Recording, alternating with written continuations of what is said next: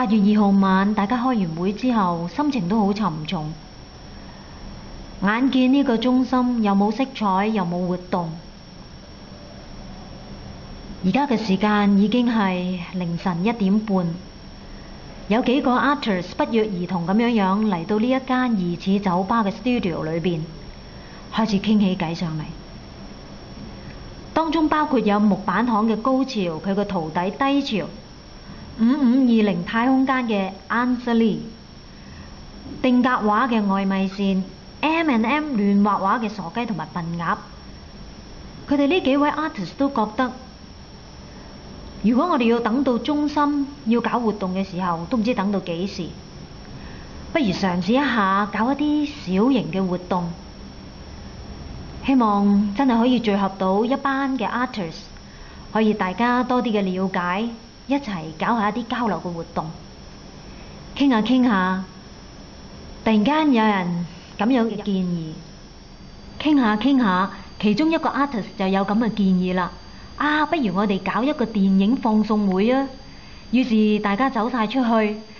指住下邊2樓平台，我哋就喺嗰度搞呢個活動啦。當呢個消息發佈咗出去之後，得到回響非常之大，陸陸續續越嚟越多人報名，於是好自然就咁樣，大家就圍埋一齊傾下要點樣籌備好，搞好呢一次8月24日嘅圍埋開 party 啦。8月24號凌晨，好幾位 artist 都仍然喺度做準備嘅功夫，希望呢一次嘅開放活動能夠吸引多啲嘅人流，認識呢一個中心。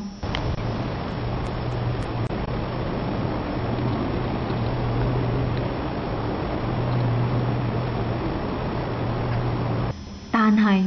喺8月24號一早，有 artist 發現管理人員喺冇任何嘅諮詢底下，撕走晒貼喺1樓平台嘅 poster。跟住幾位 artist 同時收到消息，話中心一啲地方唔可以使用。結果大家即刻諗辦法。好奇怪，每個負責呢次圍埋開 party 嘅 artist 都好有幹勁，好有應變嘅能力。party 繼續去，結果現場嘅氣氛真係好開心，好雀躍。嚟參加嘅人群都對呢一個 JCCAC 嘅地方有多咗嘅認識。